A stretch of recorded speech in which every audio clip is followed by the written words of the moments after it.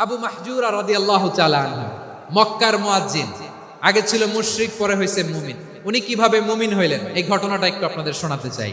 তো আপনাদের তো সময় নাই হাতে, হ্যাঁ সময় আছে। অষ্টম হিজরিতে হুনাইনের যুদ্ধে রাসূল সাল্লাল্লাহু আলাইহি ওয়াসাল্লাম ফিরে আসতেছেন মদিনায়। পথিমধ্যে বেলাল রাদিয়াল্লাহু তাআলা আনহু আজান দিচ্ছেন। কি দিচ্ছেন? তো পাশে ছিল মুশরিকদের একটা পল্লী, কিছু মুশরিক তরুণ, কিছু অমুসলিম কিশোর, তারা আজানকে ব্যঙ্গ করতেছে। আমাদের বাংলায় মুখ ভেঙ্গানো বলে আর কি। বেলাল রাদিয়াল্লাহু তাআলা আনহু আজান দিচ্ছেন, ওই বাচ্চাগুলো মুশরিক, তো ওরা আজানকে ব্যঙ্গ করতেছে, বিকৃতি করে ওরাও আজান দিচ্ছে। উদ্দেশ্য হচ্ছে আজানকে নিয়ে ঠাট্টা করা। উদ্দেশ্য কি? ঠাট্টা করা। ব্যাপারটা মনে কষ্ট পাওয়ার মতো ব্যাপার না? কিন্তু বিশ্বনবী ওইখানে দেখেন কি খুঁজলেন। বিশ্বনবী খেয়াল করলেন অমুসলিম কিশোরদের মধ্য থেকে একটা কিশোরের গলাটা বড় দরাজ গলা, কণ্ঠটা বড় সুন্দর। খেয়াল করে দেখলেন যে কিছু কিশোর বেলালের আজানকে ব্যঙ্গ করে, বিকৃতি করে, কিন্তু একজনের কণ্ঠ দেখতে পাচ্ছেন না এত দূরে, কিন্তু কণ্ঠটা বড় সুন্দর, দরাজ গলা। বিশ্বনবী সাহাবীদেরকে বললেন, ধরো এগুলারে, ধরো। সবগুলারে ধরে বিশ্বনবীর সামনে আনা হলো। ওরা হাঁটু গেড়ে বসলো। বিশ্বনবী বললেন, তোমাদের মধ্যে কে যেন ব্যঙ্গ করে আজান দিচ্ছিল, তার গলাটা বড় উঁচু, গলার বেসটা বড় মজবুত, মেলোডিয়াস, সুমধুর কণ্ঠ। কে? আবু মাহজুরা বলে, আমার বন্ধুরা সবাই আমার দিকে আঙ্গুল দেখায়, আমি পড়ে গেছি বিপদে। রাসূল সাল্লাল্লাহু আলাইহি ওয়াসাল্লাম বাকি অমুসলিম তরুণদেরকে ছেড়ে দিলেন, বললেন তোমরা যাও। এবার আবু মাহজুরারে পাইছে। আবু মাহজুরার চুলের মধ্যে হাত দিলেন বিশ্বনবী, মাথায় হাত দিয়ে বললেন, এবার আজান দাও দেখি। আবু মাহজুরা বলে, আমি তো আজান দিতে জানি না, কারণ আমি তো বেলালেরটা শুইনা দিছি, আমার তো মুখস্থ নাই, আমি তো আজান দিতে জানি না। বিষ্ণু বললেন, জানো না? তাহলে আসো, আমি তোমারে শিখাই দেই। সুবহানাল্লাহ পড়া। আবু মাহজুরা হাঁটু গেড়ে বসে, বিশ্বনবীর মোবারক হাত আবু মাহজুরার চুলের মধ্যে। বিশ্বনবী আজানের মুআল্লিম আবু মাহজুরাকে বলতেছে, ঠিক আছে তোমারে শিখাই দিচ্ছি, আমি যা যা বলবো আমার সাথে সাথে বলো, পারবা? আবু মাহজুরা বলে, পারবো। বিশ্বনবী আজান দিচ্ছেন মাথায় হাত দিয়ে, আল্লাহু আকবার, আল্লাহু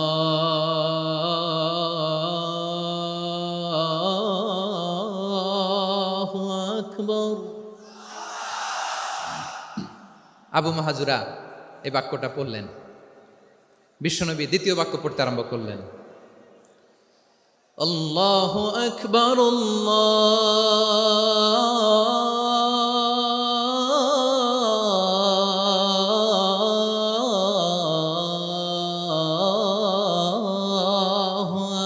আকবার। আবু মাহজুরা এই বাক্যটাও বললেন। বিশ্বনবী আবু মাহজুরার মাথার মধ্যে হাত দিয়ে তৃতীয় বাক্য পড়লেন, আশহাদু আল্লা ইলাহা ইল্লাল্লাহ।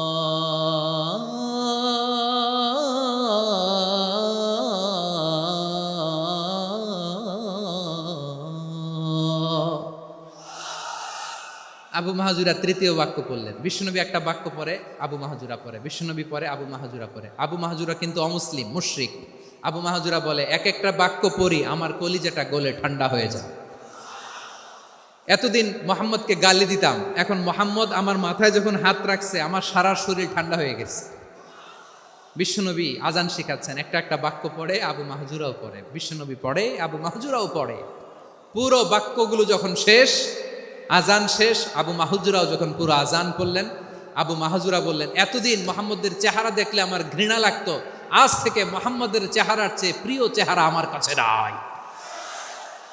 আবু মাহজুরা বললেন, ও মুহাম্মদ, আজানের বাক্য তো আপনি আমারে শেখালেন, এখানেই শেষ করবেন না, আপনি আমারে পড়ায় দেন, লা ইলাহা ইল্লাল্লাহু মুহাম্মাদুর রাসূলুল্লাহ সাল্লাল্লাহু আলাইহি ওয়াসাল্লাম। বিশ্বনবীর সাথে দাঁড়িয়ে উনি শাহাদা পড়ে মুসলমান হয়ে গেলেন। এবার আবু মাহজুরা বলে, ইয়া রাসূলুল্লাহ, ইয়া হাবিবাল্লাহ, আমি মুমিন হয়েছি, মুসলমান হয়েছি, আপনার কাছ থেকে আজান শিখার সৌভাগ্য আমি লাভ করেছি গো নবী। আমার কণ্ঠের বড় তারিফ করেছেন আপনি, আমার আজানকে আপনি পছন্দ করেছেন। একটা জিনিস আপনার কাছে চাই, আপনি আমাকে মক্কার মসজিদুল হারামের মুয়াজ্জিন হিসেবে অ্যাপয়েন্ট করে দে। বিষ্ণু ইসা ইসলাম বললেন, যাও আবু মাহজুরা, আমি তোমাকে পৃথিবীর শ্রেষ্ঠতম মসজিদ মক্কার মসজিদুল হারামের মুয়াজ্জিন হিসেবে অ্যাপয়েন্ট করে দিলাম। দেখছেন কিভাবে ট্যালেন্ট হান্টিং করতে হয়, কিভাবে হিউম্যান রিসোর্স মানব সম্পদকে ব্যবহার করতে হয়। আসছিল আজানকে ভেঙ্গাইতে, আসছিল কেন? আজানকে ব্যঙ্গ করার জন্য, বিকৃত করার জন্য। আজানকে বিকৃত করতে যে ইসলামের সবচেয়ে শ্রেষ্ঠ মসজিদের মুয়াজ্জিন হয়ে গেল। পড়েন সুবহানাল্লাহ। হযরত আবু মাহজুরা রাদিয়াল্লাহু তাআলা আনহু ওনার এই সুললিত কণ্ঠ ব্যবহার করে মসজিদুল হারামে এত সুন্দর করে আল্লাহু আকবার বলে আজান দিতেন, মানুষগুলোর, মুসল্লিগুলোর, মক্কাবাসীর হৃদয়কে তিনি বিগলিত করে দিতেন। মানুষের হৃদয়কে ঠান্ডা হয়ে যেত। শুধু এখানেই শেষ না আমার যশোরের ভাইয়েরা, বিশ্বনবী যখন সাইয়েদনা আবু মাহজুরা রাদিয়াল্লাহু তাআলা আনহুকে আজান শিখাচ্ছিলেন, বলেন তো বিশ্বনবীর হাতটা কোথায় ছিল? আবু মাহজুরার মাথার সামনে, এই চুলের উপরে ছিল। আবু মাহজুরা ওই স্মৃতিটাকে ধারণ করবার জন্য, ওই স্মৃতিকে বহন করার জন্য বিশ্বনবীর মোবারক হাত আবু মাহজুরার কপালের চুলের যেই জায়গায় লেগেছে, মৃত্যুর আগের দিন পর্যন্ত আবু মাহজুরা মাথার ওই চুলে কোনোদিন ছুরি আর কামার লাগায় নাই, সেখানে কেচি লাগায় নাই, চুলের মধ্যে খুর লাগায় নাই। আবু মাহজুরা ডান দিকের চুল কাটতো, বাম দিকের চুল কাটতো, পেছনের চুল কাটতো, সামনের চুল কাটতো না। আবু মাহজুরা রাদিয়াল্লাহু তাআলা আনহুর সামনের চুলগুলো বড় হতে হতে যখন এত বড় হয়ে যায়, তিনি চুলগুলো পেঁচিয়ে মাথার মধ্যে রাখতেন, তারপরে তিনি পাগড়ি পরতেন। সবাই জিজ্ঞেস করতো, আবু মাহজুরা এটা আবার কেমন স্টাইল? দেখতে তোমার কি বিদঘুটে লাগে? কেমন অড লাগে? কেমন খারাপ দেখা যায়? মক্কায় এমন কোনো মানুষ তো দেখি নাই, ডানে চুল কাটে, বায়ে চুল কাটে, পেছনে চুল কাটে, সামনে কাটে না। ওরে আবু মাহজুরা, কেমন দেখা যায় তোমারে? তুমি সামনের চুল কাটো না কেন? আবু মাহজুরা বলে, আমি হাঁটু গেড়ে পেয়ারা নবীর সামনে বসেছিলাম, আমার এই মাথার চুলের মধ্যে মুবারক হাত লাগিয়ে বিশ্বনবী নিজে আমাকে আজানের প্রতিটা বাক্য শিক্ষা দিয়েছেন। বিশ্বনবীর মোবারক হাত, পবিত্র হাত আমার মাথার চুলের যেই জায়গায় লেগেছে, আমি চাই ওই চুলগুলা নিয়ে আমি আমার কবরের ভিতরে যাব। সাইয়েদনা আবু মাহজুরা রাদিয়াল্লাহু তাআলা আনহু ইন্তেকালের আগের পর্যন্ত মাথার সামনের চুলগুলা কাটে নাই। মাথার সামনের চুল তিনি কাটেন নাই। সুবহানাল্লাহ বিহামদি। কেমন ভালোবাসতেন বিশ্বনবী সাহাবীদেরকে, সাহাবারা কেমন ভালোবাসতেন বিশ্বনবীকে। সামনের চুলগুলো বড় হতে হতে এত বড় ছিল, পেঁচিয়ে রেখে পাগড়ি পরতেন, কাটতেন না। নবীর হাত লেগেছিল। সুবহানাল্লাহ পড়েন। তাহলে what is the lesson? Moral of the story কি? মোরাল অফ দ্য স্টোরি হচ্ছে, আসছিল আজানকে ব্যঙ্গ করার জন্য, বিকৃত করার জন্য, হয়ে গেল মসজিদুল হারামের মুয়াজ্জিন। দেখেন বিশ্বনবী একটা খারাপ সিচুয়েশনের মধ্যে থেকে কি ভালো জিনিস বের করে আনলেন। আমি যে শুরুতে বলেছি কিভাবে তিনি হিউম্যান রিসোর্সকে ডেভেলপ করেছেন, ম্যানেজ করেছেন। তিনি যে চৌকস ট্যালেন্ট হান্টার ছিল, দেখেন সবার মধ্যে থেকে এর বাছাই করে মুয়াজ্জিন বানাই দিয়েছেন। সুবহানাল্লাহ পড়েন। তার মানে এই না সবাইরে ধরে ধরে উনি মুয়াজ্জিন বানাইছেন। যার যেই ট্যালেন্ট আছে তাকে ওই কাজে অ্যাসাইন করেছেন। যার যেই প্রতিভা আছে তার প্রতিভাকে ইসলামের কাজে লাগিয়েছেন। সুবহানাল্লাহ পড়েন। যায়েদ বিন সাবিত রাদিয়াল্লাহু তাআলা আনহু নাম শুনেছেন? যশোর, কথা বেরোয় না। যদি জিজ্ঞাসা সালমান খানের নাম শুনছেন, সবাই হাত তুলবে, জি হুজুর শুনছি, মানে সব দেখা শেষ। সালমান খান, আমির খান, অমুক খান, সব খান মুখস্থ, কিন্তু যায়েদ বিন সাবিতের নাম মুখস্থ নাই মুসলমানদের। যেই সাহাবী মাথার সামনের চুল কাটে নাই, মসজিদুল হারামের মুয়াজ্জিন বানাইছেন বিশ্বনবী, ওই সাহাবীর নাম কি? খায়া ফেলাইছে, স্লোগানের সাথে খায়া ফেলাইছে। আবু মাহজুরা। কি নাম? আবু মাহজুরা আল জুমাহি রাদিয়াল্লাহু তাআলা আনহু। এই নামটা আজকে নিয়ে যাইতে হবে যশোর। আবু মাহজুরা রাদিয়াল্লাহু তাআলা আনহু। 2 নম্বরে বলছিলাম যায়েদ বিন সাবিত রাদিয়াল্লাহু তাআলা আনহু। বিশ্বনবী দেখলেন মদিনার এই আনসারী সাহাবী হাইলি ট্যালেন্টেড, ইন্টেলেকচুয়াল, মেরিটোরিয়াস, জ্ঞানের প্রতি তার আকর্ষণ, মারাত্মক আকর্ষণ। বিষ্ণুনবী তাকে দায়িত্ব দিলেন, কোরআন যা নাজিল হয় তুমি লিখো, কাতিবুল ওয়াহি বানায় দিলেন। সুবহানাল্লাহ। যায়েদ বিন সাবিতরে আবার আজান শিখান নাই, কারণ তার মধ্যে বিষ্ণুনবী প্রতিভা দেখেছেন, একাডেমিক প্রতিভা। বিষ্ণুনবীর একাডেমিক প্রজেক্টগুলো তিনি হ্যান্ডেল করতেন। যায়েদ বিন সাবিত ছিল বিষ্ণুনবীর ব্যক্তিগত সচিব। কি ছিল? ব্যক্তিগত সচিব। বোঝেন নাই? বিষ্ণুনবীর ব্যক্তিগত সচিব এবং দুভাষী। ইহুদিরা কিছু লিখে দিলে এটার অর্থ বিষ্ণুনবীরে বুঝায় দিতেন, আবার ইহুদিদের কাছে কিছু লিখতে হলে তিনি লিখে দিতেন। বিষ্ণুনবী একদিন বললেন, ইন্নী ওয়াল্লাহি মা আমানু ইয়াহুদা আলা কিতাব। ইহুদিরা যে চিঠি পাঠায় অর্থ তো বুঝি না, আরেক ইহুদি আইনে অর্থ করা লাগে। আবার ইহুদিদের কাছে কিছু লিখে পাঠাইতে চাইলে আমরা তো লিখতে পারি না, ইহুদিরে দিয়ে লেখা লাগে। ওরা যে পয়রা শোনায় লিখে দেয়, আমি ওদের বিশ্বাস করি না। আমার নিজের একজন লোক দরকার। বিশ্বনবী এই যায়েদ বিন সাবিতকে চুজ করলেন ল্যাঙ্গুয়েজের জন্য। উনি বললেন, যায়েদ, তোমার সফট স্কিলকে ডেভেলপ করতে হবে, তুমি হিব্রু ল্যাঙ্গুয়েজ শিখে ফেলো। যায়েদ বিন সাবিত বলল, বিশ্বনবীর মোটিভেশন আর ইন্সপিরেশন পেয়ে আমি 15 দিনে ইহুদিদের এই হিব্রু ল্যাঙ্গুয়েজ শিখে ফেললাম। শুধু শিখে ফেললাম না, হাত্তা হাদিকতু, even I became master in the language. এই ভাষা আমি পারদর্শী হয়ে গেলাম। এরপরে ইহুদিরা চিঠি লিখে পাঠালে আর কোনো ইহুদি ডাকা লাগতো না, আমি নবীর এটার অর্থ শুনে পরে বুঝাই দিতাম। আবার ইহুদিদের কাছে চিঠি লেখা লাগলে আমি যায়েদ বিন সাবিত চিঠি লিখে দিতাম। সুবহানাল্লাহ। দেখেন, এত সাহাবীর মধ্যে থেকে বিষ্ণুনবীর একাডেমিক প্রজেক্ট, ব্যক্তিগত সচিব, দোভাষী হিসেবে তিনি যায়েদ বিন সাবিতের মতো তরুণকে নির্বাচিত করেছেন। কেমন ট্যালেন্ট হান্টার ছিল আমার নবী! সুবহানাল্লাহ পড়বেন না? বিশ্বনবীর ইন্তেকালের পরে সাইয়েদনা আবু বকর রাদিয়াল্লাহু তাআলা আনহু যখন খলিফা হয়ে আসলেন, কোরআনকে সংকলনের দায়িত্ব দেয়া লাগবে, কোন সাহাবীকে দিবেন? সব সাহাবারা মিলে পরামর্শ করলেন।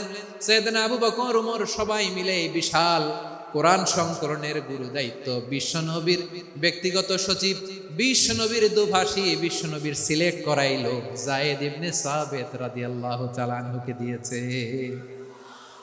কোরআনের কপি তো আজকে এখানে রাখে নাই। এই যে আজকের যে কোরআন পড়েন, এটা আগে এরকম ছিল না। কোরআন নাজিল হলে সাহাবারা চামড়ার, ওটের চামড়ায় লিখে ফেলতেন, ওটের চ্যাপ্টা হাড্ডির মধ্যে লিখে ফেলতো, গাছের গুড়ির মধ্যে লিখে ফেলতো। বিভিন্ন জনের কাছে ছড়ানো ছিটানো ছিল। আবু বকর রাদিয়াল্লাহু তাআলা আনহু একসাথে করলেন, পরবর্তীতে উসমান রাদিয়াল্লাহু তাআলা আনহু একসাথে করলেন। 114 সূরার এখন এই মুসহাফ, এই কম্পাইলেশন, এই কপি আমরা পেয়েছি, যার হিউজ কন্ট্রিবিউশন ছিল। এই পুরো কোরআন কম্পাইলেশনের প্রজেক্ট ম্যানেজার ছিল যায়েদ বিন সাবিত রাদিয়াল্লাহু তাআলা। কোরআন কম্পাইলেশনের প্রজেক্ট ম্যানেজার। দেখেন, উনারে মাথায় হাত দিয়ে আজান শিখায় নাই। সুবহানাল্লাহ কইবেন না? তাহলে প্রথম সাহাবী আবু মাহজুরাকে মুয়াজ্জিন বানাইলেন, যায়েদ বিন সাবিতকে ব্যক্তিগত সচিব আর দোভাষী বানালেন, মুসআব ইবনে উমাইর রাদিয়াল্লাহু তাআলা আনহুকে ইসলামের প্রথম অ্যাম্বাসেডর বানালেন। তাহলে তৃতীয় নাম্বার একজন সাহাবীর নাম বলছি, মুসআব ইবনে উমাইর। মুসআব কি নাম? নামটা কেমন লাগে? এই কয়েকজনের ভাল লাগে, বাকিদের ভাল লাগে না? ভাল লাগে? এই এই আর কয়েকটা মিনিট দেওয়া যাবে না আমাকে আল্লাহর রাস্তে? হ্যাঁ, ঠিক আছে। আমি তোমাদেরকে ভালোবাসা দেখাবো, দোয়া করবো, যদি চুপ থাকো, একেবারে চুপ, কষ্ট সহ্য করো, বাকিরা যা সওয়াব পাবে তোমরা ডবল পাবা, যেহেতু কষ্ট বেশি, কিন্তু চুপ। 3 নম্বর সাহাবীর নাম মুসআব। এই ধাক্কাধাক্কি কেন? ধাক্কাধাক্কি কেন রে ভাই? না না না, এরকম হইলে আসবো না যশোর, আমি আর আসবো না। হয় পিছনে চলে যাও, নাহলে চুপ, ধাক্কাধাক্কি নাই। 3 নম্বর সাহাবীর নাম মুসআব। কি নাম? He was the first ambassador in Islam. ইসলামের প্রথম ডিপ্লোমাট, প্রথম কূটনৈতিক, ইসলামের প্রথম কূটনৈতিক, ইসলামের প্রথম ডিপ্লোমাট, প্রথম অ্যাম্বাসেডর মুসআব ইবনে উমাইর। মক্কার তরুণ যুবক, উনি পারফিউম লাগাইলে মানুষ দেখলেই বুঝতো এটা মুসআব লাগাইছে। এমন ড্যাশিং ফেসের ছিল, এমন স্মার্ট ড্যাশিং ফেস, এমন পার্সোনালিটির মানুষ ছিল মুসআব রাদিয়াল্লাহু তাআলা। কারণ যিনি ইসলামের স্পোকম্যান হবেন, মুখপাত্র হবেন, তার স্মার্ট হওয়ার দরকার আছে না নাই? আকাবার প্রথম শপথ যখন হলো, তাদের সাথে বিষ্ণু ইসা ইসলাম মদিনাতে একজন মুখপাত্র পাঠালেন, ডিপ্লোম্যাটকে পাঠালেন, অ্যাম্বাসেডর অফ ইসলাম। তিনি হচ্ছেন মুসআব ইবনে উমাইর। পড়েন সুবহানাল্লাহ। বিশ্বনবী দেখলেন সে অনেক স্মার্ট, তার ডেডিকেশন আছে, সিনসিয়ারিটি আছে, এবং মদিনায় যে আউস খাজরাজ গোত্রের নেতাদের সাথে ডিল করতে হবে, ইহুদিদের সাথে ডিল করতে হবে, ওখানে একজন পাক্কা জানু খেলোয়াড়ের দরকার আছে না নাই? মুসআব ইবনে উমাইর রাদিয়াল্লাহু তাআলা আনহু, ওনাকে বিষ্ণু ইসা ইসলাম চুজ করলেন। এবং বিষ্ণু ইসা ইসলামের এই চুজিংটা, এই সিলেকশনটা এত সুন্দর ছিল, তিনি মদিনাতে যে বিশ্বনবী আসার আগেই মদিনার জমিনকে তিনি উর্বর করে ফেলছেন। প্রতিটা ঘরে ঘরে কালিমার দাওয়াত তিনি পৌঁছায় দিচ্ছেন। জুমার বিধান নাজিল হয়েছে, কিন্তু মক্কায় পরিবেশ নাই জুমা পালনের। বিষ্ণু ইসা ইসলাম একজনকে দিয়ে খবর পাঠালেন, যাও মদিনায় মুসাবকে যে বলো, মুসাব তো আমার শিক্ষক, আমার স্পোকম্যান, মদিনাতে যেন তারা জুমা কায়েম করে। বিশ্বনবীর আগেই মুসাব মদিনার মুসলিমদেরকে নিয়ে মদিনায় প্রথম জুমা কায়েম করে ফেলছে। কোন সুবহানাল্লাহ। ডিপ্লোম্যাটদের কেমন হইতে হয়, অ্যাম্বাসেডারের কেমন হইতে হয়, মুসআব রাদিয়াল্লাহু তাআলা আনহুর কাছ থেকে শিখে নাও। মুসআব নামটা কেমন লাগে? যশোর, যাদের সন্তান হবে ছেলে সন্তান, আমার রাস্তায় পাইলে সবাই জিজ্ঞেস করে, হুজুর একটা নাম দেন, আমার ছেলে হবে। যশোরবাসীর জন্য আমি একটা নাম দিয়ে দিলাম, নাম রাখতে হবে মুসআব। কি নাম? নামটা যাদের ভাল লাগে, ছেলে সন্তান অনাগত আসবে, মনে চাইলে নাম রেখে দিবেন মুসআব রাদিয়াল্লাহু তাআলা আনহুর নামে মুসআব।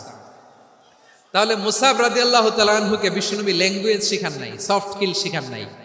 যায়েদ রাদিয়াল্লাহু তিনি হিব্রু ল্যাঙ্গুয়েজ শিখেছেন, সুরিয়ানি শিখেছেন, কিন্তু মুসআবকে তিনি বানিয়েছেন the spokesman of Islam, the first diplomat, the ambassador of Islam. সুবহানাল্লাহ পড়বেন না? আব্দুল্লাহ ইবনে আব্বাস রাদিয়াল্লাহু তাআলা আনহু বিশ্বনবীর কাজিন, চাচাতো ভাই। আবার মাইমুনা রাদিয়াল্লাহু তাআলা আনহু, মাইমুনা নবীর স্ত্রী, তিনি ছিলেন আব্দুল্লাহর আপন খালা। তো নবীর বউ যদি উনার খালা হয়, নবী তার কি? বুঝে নাই, নবী তার কি? খালু। তাহলে সম্পর্ক অনেক গভীর, কাজিন আবার খালু। ছোট্ট মানুষ, তাই রাতে মাঝে মাঝে ঘরে থাকতো। বিশ্বনবী দেখলেন আব্দুল্লাহ যেহেতু আমার ঘরে ঢুকতে পারে, আব্দুল্লাহরে এই উম্মতের বড় শিক্ষাবিদ বানাইতে হবে। কথা বোঝে নাই? আব্দুল্লাহকে কি বানাইতে হবে? শিক্ষাবিদ, এডুকেটর অফ দিস উম্মাহ, এই উম্মার শিক্ষাবিদ বানাইতে হবে।